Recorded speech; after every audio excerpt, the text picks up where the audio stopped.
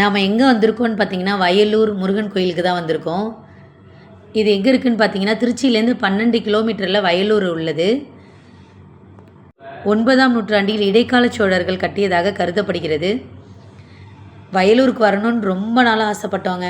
இன்றைக்கி தான் நம்ம வந்திருக்கோம். அந்த முருகன் இன்றைக்கி தான் நம்மளை அழைச்சிருக்காரு. முருகப்பெருமானுக்கு பிடித்த கோவில்னால் அது வயலூர் முருகன் கோவில்.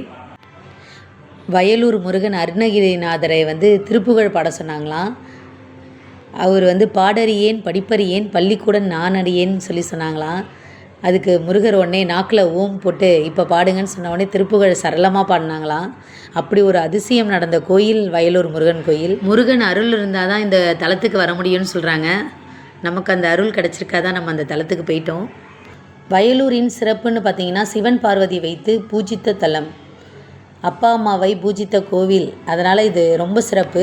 முருகப்பெருமான் தன் கையில் இருந்த வேலால் ஒரு கீறல் ஏற்படுத்துகிறார். அதுதான் இந்த குலம் அக்னி தீர்த்தம். அங்கு இருக்கும் சிவன் ஈசன் அக்னீஸ்வரன் என்று அழைக்கப்படுகிறார். ஜாதகத்தில் ஏதேனும் பிரச்சனை இருந்தால் அங்கு தத்து பரிகாரம் இந்த தலத்தில் அதிகமாக உண்டு. இப்போ நம்ம வயலூர் முருகனை பார்க்க போகிறோங்க. இந்த ரோ அதுக்கு தான் நிற்கிறாங்க. கிட்ட வந்துட்டோம். குரு இருக்காங்க. இங்கே பார்த்திங்கன்னா சிறப்பு தரிசனம் பொது தரிசனம் 2 இருக்குது. பொது தரிசனம் ஃப்ரீ, சிறப்பு தரிசனம் 50 ரூபா. எங்கே பார்த்தாலும் ஓம்னு இருக்கும். அங்கே இருந்த பெயிண்டிங்லாம் பார்த்திங்கன்னா சூப்பராக இருந்துச்சு. திருமணம் ஆகணும்னு நினைக்கிறவங்க திங்கட்கிழமை அன்று இந்த வயலூரில் தங்கி வயலூர் பெருமானுக்கு செவ்வரளி பூவினால் மாலை சாற்றி இறைவனை வழிபாடு செய்தால் நிச்சயமாக அவர்களுக்கு திருமணம் நடக்கும்னு சொல்கிறாங்க.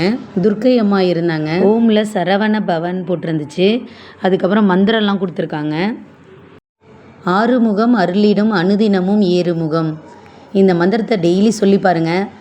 பணம் ஏதாச்சும் ஒரு வழியில் உங்களுக்கு வந்துக்கிட்டே இருக்கும். கந்த சஷ்டி கவசத்தை பார்த்திங்கன்னா ஃபுல்லாகவே ஒரு வரி விடாமல் கல்வெட்டில் செதுக்கியிருக்காங்க. வர்றவங்க உட்காந்து படிக்கிற அளவுக்கு அங்கே இருக்குது. சூப்பராக இருக்குது. நானே ஒரு தடவை உட்காந்து படிச்சுட்டு தான் வந்தேன் கந்த சஷ்டி கவசத்தை. நீங்களும் இது வரைக்கும் வயலூர் முருகன் கோயிலுக்கு போகலைன்னா ஒரு வாட்டி போயிட்டு வாங்க. அங்கே வயலூர் முருகன் வள்ளி தெய்வானையோட காட்சி தராங்க. சூப்பராக இருக்குது. உங்களுக்கு என்ன மனசில் தோணுதோ அதை வேண்டிக்கிட்டு வாங்க. அது கண்டிப்பாக நடக்கும். நம்ம சேனலை ஃபஸ்ட் டைம் பார்க்குறவங்களா இருந்தால் சப்ஸ்கிரைப் பண்ணிக்கோங்க.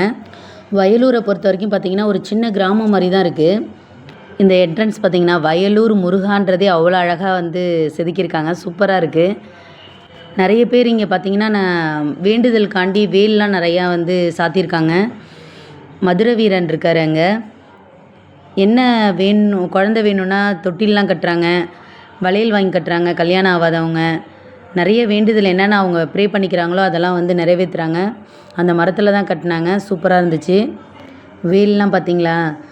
கடத்தருவன்னு பார்த்திங்கன்னா கொஞ்சம் சிம்பிளாக தான் இருக்குது. ரொம்ப கடையெல்லாம் இல்லை, நார்மலாக தான் இருக்குது. இப்படியோ வயலூர் முருகனை தரிசனம் பண்ணிட்டோம். அதுவே நமக்கு ரொம்ப சந்தோஷமாக இருக்குது. நீங்களும் ஒரு தடவை போய் விசிட் பண்ணிவிட்டு வாங்க. உங்கள் வேண்டுதல்லாம் நிறைவேறுச்சான்னு கமெண்டில் சொல்லுங்கள். நம்ம சேனலை சப்ஸ்கிரைப் பண்ணிக்கோங்க. தேங்க்ஸ் ஃபார் வாட்சிங். தேங்க்யூ.